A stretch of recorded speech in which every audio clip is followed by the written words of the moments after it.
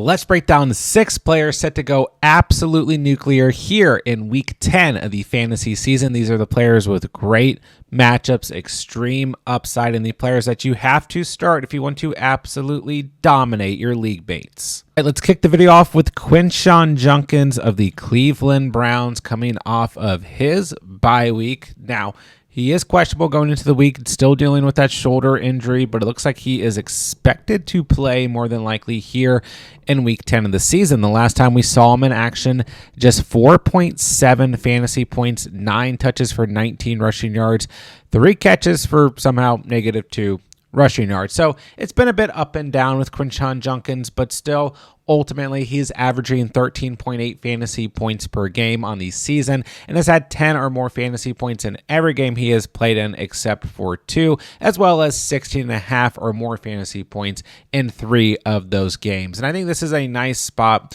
coming out of the bye week, extra time to rest, prepare, all that stuff, going up against a Jets defense that ranks bottom 10 in terms of fantasy points allowed to the running back position. Plus, they just traded away arguably their 2 best defenders, and one of those defenders being on the defensive lines and Jameson Williams. So this is a great spot for the Browns offense in terms of probably their overall output for this game, although it's still the Browns offense led by Dillon Gabriel, but especially for the run game. And I think this is going to be one of those games where, come on, the Browns on a week-to-week basis have to kind of rely on the run game at the end of the day. Maybe Cedric Tillman comes back off of IR. That helps give a potential boost to this Browns attack. But once again, seems like the heartbeat of this team is the running game, and then Dillon Gabriel throwing to both tight ends and Harold Fannin and David Njoku. But the volume should be here for Quinshon Judkins as long as he lines up. I know a lot of you guys out there who own him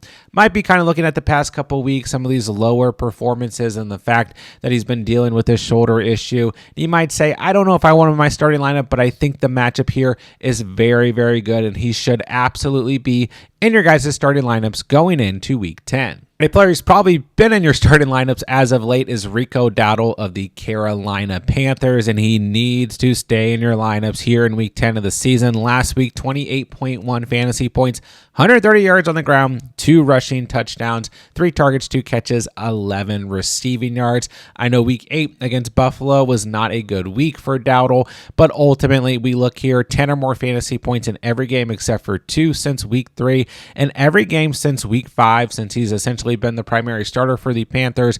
We're looking at a total of 4.6 yards per carry or better in every single game. Now, the Saints defense kind of like wishy-washy. They're okay at times. I don't think that they're necessarily the worst defense in the league, but they're definitely not a good defense. 19th overall in terms of fantasy points allowed to the running back position. And ultimately, what we saw last week between Chuba Hubbard and Rico Dowdle in this backfield, 5 touches, 1 target to Chuba. Then, like we went over, 25 touches to Dowdle and 3 targets. This is Rico Dowdle's backfield. This is not an issue of, is it going to be split between Dowdle and Chuba Hubbard? The Panthers, Dave Canales, they are rolling with Rico Dowdle, so have no questions in your mind. At home against the Saints, this is another smash spot for Rico Dowdle. He's an absolute must-start player at the running back position who is set to go absolutely nuclear here again in week 10 of the season. Moving along to the wide receiver position, let's talk about Garrett Wilson of the New York Jets, who we have not seen in action since week 6 of the season. He's been dealing with a knee issue, was on bye week in week 9, and in week 6 was a bad matchup against the Broncos. Just 8 targets for 3 catches, 13 receiving yards, and 4.3 fantasy points. But it is worth noting, in games Garrett Wilson has played this year, he's had 19 or more fantasy points in every game except for 2. And in that stretch, he's had 4 receiving touchdowns. Don't forget, he's only played in 6 games this year. As long as he plays this week, as long as he's not dealing with that knee issue and is off the injury report and is active in week 10, I think he is a must-start player at the wide receiver position. This is a Browns unit that ranks bottom 12 in terms of fantasy points allowed to the wide receiver position. And we know at the end of the day, there's just no true pass catchers on this team. A little bit of volume will go to Breece Hall at the running back position.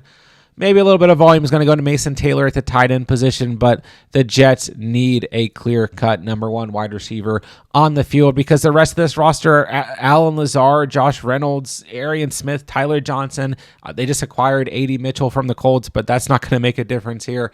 Garrett Wilson is the number one and only true receiving option for the Jets. He'll get the bulk of the targets here no matter what. And the Jets kind of feel like one of these teams now with no Sauce Gardner, no Quinshon Williams.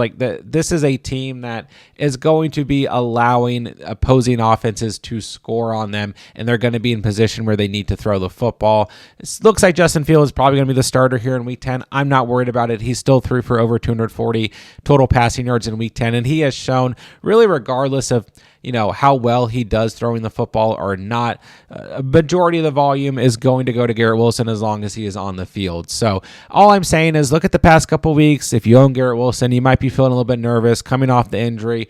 All that stuff might just feel like a player who's been sitting on your bench for a few weeks, but he is in a very good spot here in Week 10 of the season. I think he should be absolutely in your guys' starting lineups. Next up, let's take a look at Jameson Williams of the Detroit Lions. Last week, 6.6 fantasy points, 6 targets, 4 grabs, 66 receiving yards, and a touchdown. Now, if you guys have been watching these start-sit videos at wide receiver, I often refer to Jameson Williams as the riskiest flex ever on a week-to-week basis.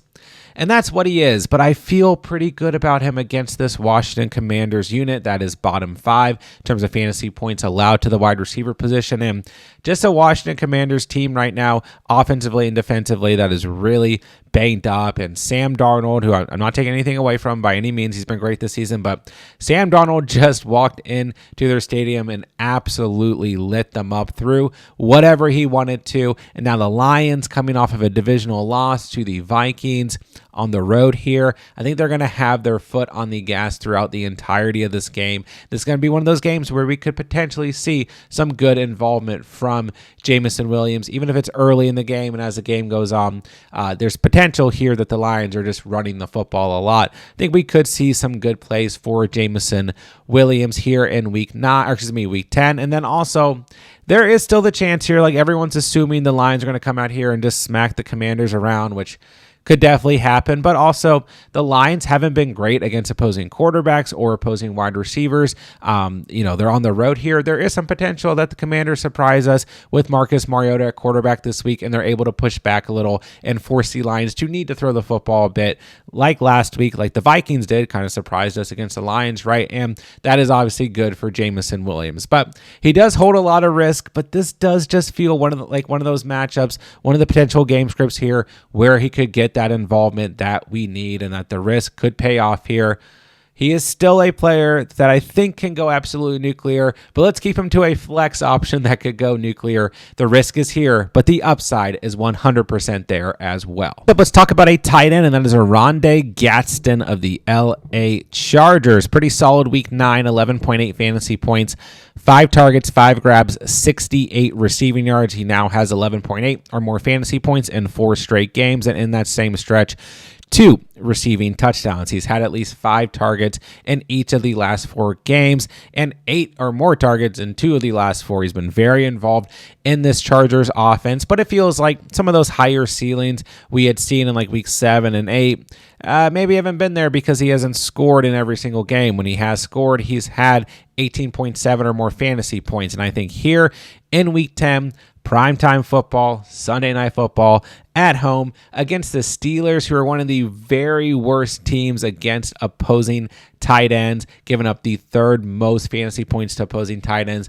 This is one of those spots where I think Gadsden could have a really big game. Now, bear in mind, the Chargers still dealing with some injury issues at the running back position. Now, Joe Alt also going to be gone for an extended period of time, maybe the entire season, might need surgery. The Chargers are kind of one of these teams that could sneakily be in positions where they need a little bit of a higher passing volume overall, kind of like we saw last week against the Tennessee Titans. And then the Steelers, one of these teams that their defense is just not playing well, but ultimately their offense finds a way to at least keep them in games on a week-to-week basis. So I think that this game script is going to be really good in terms of the Chargers needing to throw the football. And once again, It's a great matchup. You can't ignore it. And Gadsden has been very solid, but ultimately, he's one of these players that you got off of the waiver wire. Maybe you have other options at tight end. You have other flex options that you like. And I think ultimately here in week 10, Gadsden should be above most tight ends out there and other flex options. If you have a tight end that's an absolute must start that you really like, whatever it may be, Gadsden is a really good flex option. And he's a player that you can start over wide receivers and running backs in the flex here in week 10 of the season. I want to wrap it up with Davante Adams of the LA Rams, who I almost didn't even put in the video because we've talked about him so much this year. And I mean, at the end of the day, he is still a top 8 wide receiver in full and half PPR, but 23 fantasy points in week 9, 7 targets, 5 grabs, 60 receiving yards, and 2 receiving touchdowns. He now has 5 receiving touchdowns in his last 2 games, 8 receiving touchdowns on the season.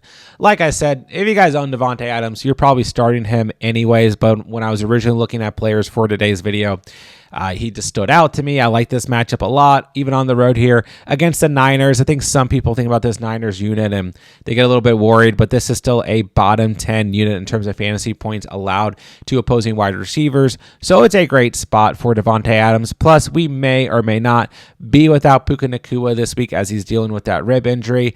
I think ultimately Adams, fine either way, but I actually like him more with Puka on the field because then there's less defensive pressure, and then by the time they get near the red zone, which the Rams are doing a lot as of late, Davante Adams, the most targeted wide receiver in the NFL in the red zone, as we've definitely seen over the last 2 weeks. And on top of that, Matthew Stafford playing at an MVP caliber rate right now. He has 9 passing touchdowns in the last 2 games, 2 or more passing touchdowns in every game except for 1 since week 2, 3 or more passing touchdowns except for 1 in every game since week 4. He's playing at a great level, especially for fantasy football when it comes to guys like Davante Adams and Puka Nacua, and even Kyron Williams to a degree because they're getting in the red zone so often. But Adams, like I said, top 8 fantasy wide receiver regardless of format, averaging 16.6 fantasy points per game, especially for those of you guys in more shallow leagues who own Davante Adams. There's just no question about it. Doesn't matter what the matchup is. Doesn't really matter at all what is going on with the Rams. If Davante Adams is healthy, if Matthew Stafford is healthy, Adams has to be in your starting lineup no matter what. Whatever you do here in week 10, make sure Davante Adams is a starter on your fantasy squad. There you guys have it. There are my 6 players that are set to go absolutely nuclear here in week 10 of the fantasy season. Whatever you do, make sure those guys are not on your bench.